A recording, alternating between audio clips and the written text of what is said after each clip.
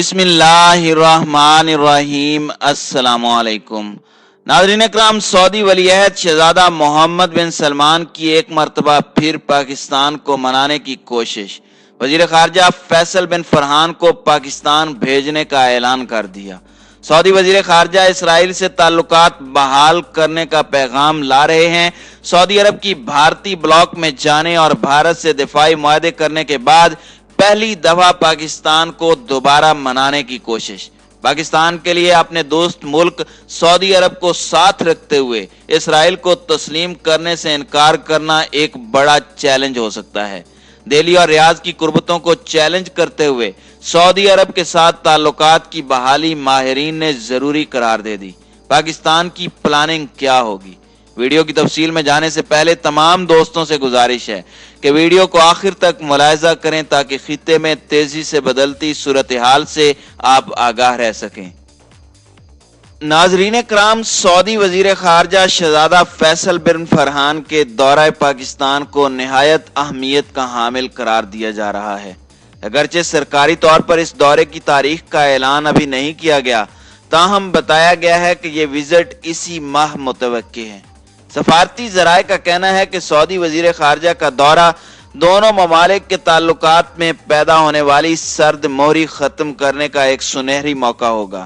اس موقع سے جہاں دونوں ممالک کے درمیان پیدا ہونے والی تلخی کو دور کرنے میں مدد ملے گی، وہیں دو طرفہ بات چیت کے دوران پاکستان میں آئل ریفائنری لگانے اور دیگر شعبوں میں سرمایہ کاری کے معاملات بھی ڈسکس ہوں گے۔ یہ کاروباری معاملات پچھلے کچھ عرصے سے باہمی تعلقات میں سرد مہری کے باعث پس پش چلے گئے تھے۔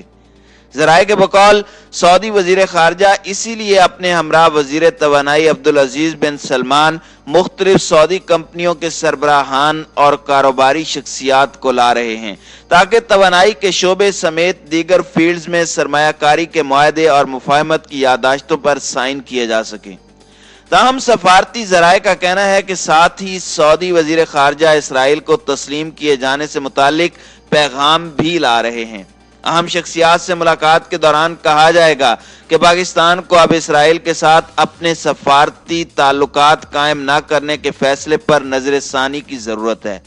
ذرائع کے بقول ایسا نہیں کہ پاکستانی قیادت کے لیے یہ کوئی سرپرائز میسج ہوگا۔ دورے کے اغراض و مقاصد اور ایجنڈا پہلے ہی طے کر لیا جاتا ہے، تاہم پاکستان کے لیے یہ چیلنج ضرور ہوگا کہ وہ ایک طرف سعودی عرب کو قائل کر لے کہ فی الحال اسرائیل سے تعلقات کے حوالے سے کسی بھی نوعیت کی پیش رفت ممکن نہیں، اور ساتھ ہی ریاض سے تعلقات کی بحالی اور ملک میں سعودی سرمایہ کاری سے متعلق دوبارہ ہاتھ آنے والے سنہری موقع کو بھی ضائع نہ ہونے دے۔ ذرائع کے بقول اگرچہ سعودی عرب اعلانیہ کہہ چکا ہے کہ وہ فلسطینیوں کا مسئلہ حل ہونے سے پہلے اسرائیل کو تسلیم نہیں کرے گا، لیکن پس پردہ اس حوالے سے پیش رفت جاری ہے۔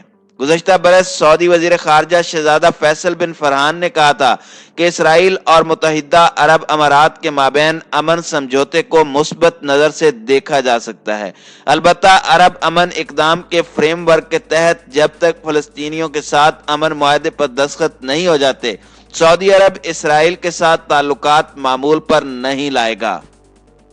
سفارتی ذرائع کے مطابق اس بیان کے برعکس سعودی عرب اور اسرائیل کے درمیان مسلسل خفیہ بات چیت کا سلسلہ جاری ہے کہ کس طریقہ کار کو اپناتے ہوئے باہمی سفارتی تعلقات قائم کیے جائیں کہ فیس سیونگ بھی مل جائے اور مقصد بھی حل ہو جائے۔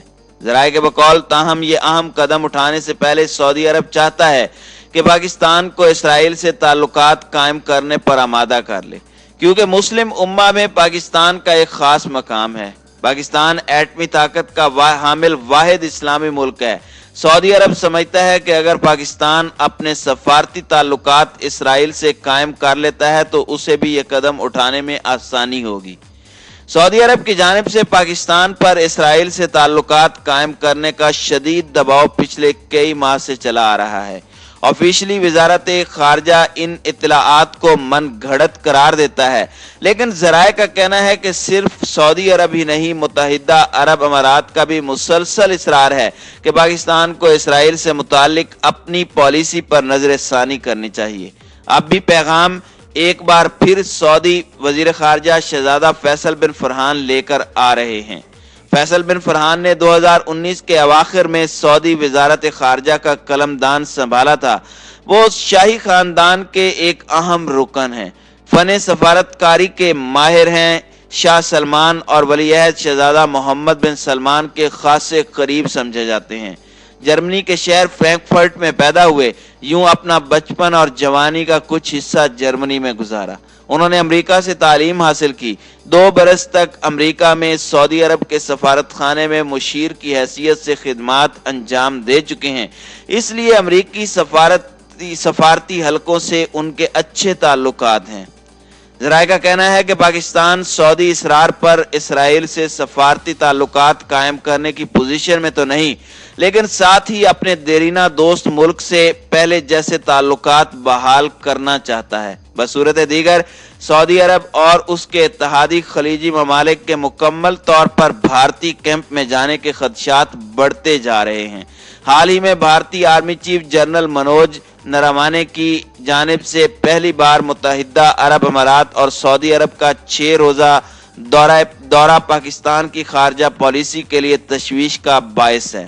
اگرچہ بھارت اور سعودی عرب کے مابین 2014 میں ہی دفاعی تعاون سے متعلق مفاہمت کی یادداشت پر دستخط ہو گئے تھے، تاہم پاکستان اور سعودی عرب کے مابین غلط فہمیوں کے مختلف پیریڈ کے دوران موقع سے فائدہ اٹھاتے ہوئے دہلی نے ریاض کے ساتھ دفاعی تعاون اور تجارتی شراکت داری کو تیزی سے بڑھایا ہے، جس کے تحت اب سعودی فوجی کیڈٹ اور افسران کا تربیت کے لیے بھارت جانے کا سلسلہ بھی شروع ہو چکا ہے۔ دوسری جانب چین، امریکہ اور جاپان کے بعد سعودی عرب بھارت کا چوتھا سب سے بڑا تجارتی شراکت دار ہے۔ بھارت اپنے خام تیل کی ضرورت کا تقریباً 18% سعودی عرب سے درآمد کرتا ہے۔ خلیجی ریاستوں میں 85 لاکھ بھارتی روزگار کے سلسلے میں مقیم ہیں، ان میں سے 27 لاکھ صرف سعودی عرب میں کام کر رہے ہیں۔ ایسے میں سعودی عرب اور متحدہ عرب امارات سے پاکستانیوں کو ڈیپورٹ کیا جا رہا ہے۔ اس خلا کو بھی ممکنہ طور پر بھارتی باشندوں سے بھرا جائے گا۔ متحدہ عرب امارات اور سعودی عرب بھارتی ریاست مہاراشٹرا میں 42 ارب ڈالر کا پیٹرو کیمیکل پلانٹ بھی لگا رہے ہیں۔ ناظرین اکرام، ذرائع کے مطابق روایتی دشمن ملک بھارت کے ساتھ سعودی عرب کا بڑھتا ہوا دفاعی تعاون اور شراکت داری پاکستان کے لیے باعث تشویش ہے، لہٰذا اس بات کی ضرورت محسوس کی جا رہی ہے کہ سعودی عرب اور اس کے اتحادی خلیجی ممالک کے ساتھ تلخیوں اور غلط فہمیوں کا خاتمہ کیا جائے، تاکہ بھارت کو اس صورتحال کا مزید فائدہ اٹھانے کا موقع نہ مل سکے۔ اس حوالے سے بیک ڈور کوششوں کے ذریعے معاملات کو کافی حد تک بہتر بنایا جا چکا ہے اور اس کے نتیجے میں ہی سعودی وزیر خارجہ کے دورہ پاکستان کا راستہ ہموار ہوا۔ ذرائع کے مطابق کشمیر سے متعلق OIC اجلاس کو لے کر وزیر خارجہ شاہ محمود قریشی نے جو سخت بیان دیا تھا، اس کے اثرات تاحال پوری طرح زائل نہیں ہو سکے۔ تاہم سعودی وزیر خارجہ کی پاکستان آمد کے موقع پر یمن جنگ، OIC کے مقابلے میں ایک نیا بلاک بنانے کی خبروں اور شاہ محمود قریشی کے بیان سے متعلق اب تک دونوں ممالک کے درمیان جتنی غلط فہمیاں ہیں ان کو دور کرنے کی کوشش کی جائے گی۔ اس کے نتیجے میں نہ صرف دونوں ممالک کے مابین سرد مہری کا خاتمہ متوقع ہے، بلکہ گوادر میں 20 ارب ڈالر مالیت کی آئل ریفائنری لگانے سے متعلق منصوبے کی بحالی بھی ممکن ہو سکے گی، جو بظاہر بیک گراؤنڈ میں چلا گیا تھا۔ اس کے علاوہ سعودی کمپنیوں سے توانائی کے شعبوں میں بھی معاہدے متوقع ہیں۔ اسی طرح سعودی عرب اور متحدہ عرب امارات سے نامکمل کاغذات کی بنیاد پر پاکستانیوں کی بے دخلی کا جو سلسلہ جاری ہے، اسے بھی روکا جا سکے گا۔ ذرائع کے مطابق سعودی وزیر خارجہ کے دورہ پاکستان کے موقع پر مؤخر ادائیگیوں پر 3 ارب ڈالر سے زائد تیل کی فراہمی میں آنے والا تعطل دور کرنے پر بھی بات کی جائے گی۔ سعودی عرب سے لیے گئے 3 ارب ڈالر کے قرضے میں سے 2 ارب ڈالر تو پاکستان واپس کر چکا ہے، مزید 1 ارب ڈالر کی ادائیگی رواں ماہ کرنی ہے۔ کامیاب بات چیت کے نتیجے میں اس باقی ماندہ رقم کی ادائیگی بھی مؤخر ہو سکتی ہے۔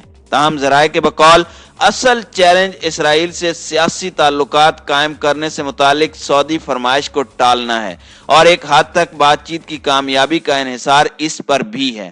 ذرائع کے مطابق وزیر اعظم عمران خان کو ادراک ہے کہ پاکستانی کبھی بھی ایسے فیصلے کو قبول نہیں کریں گے جس کا مقصد اسرائیل کو تسلیم کرنا یا اس کے ساتھ تعلقات کو معمول پر لانا ہو۔ پھر یہ کہ اس صورت میں مذہبی حلقوں کا انتہائی شدید رد عمل بھی خارج از امکان نہیں، جسے عمران خان کی کمزور حکومت برداشت نہیں کر سکے گی، جو پہلے ہی اپوزیشن تحریک کا سامنا کر رہی ہے۔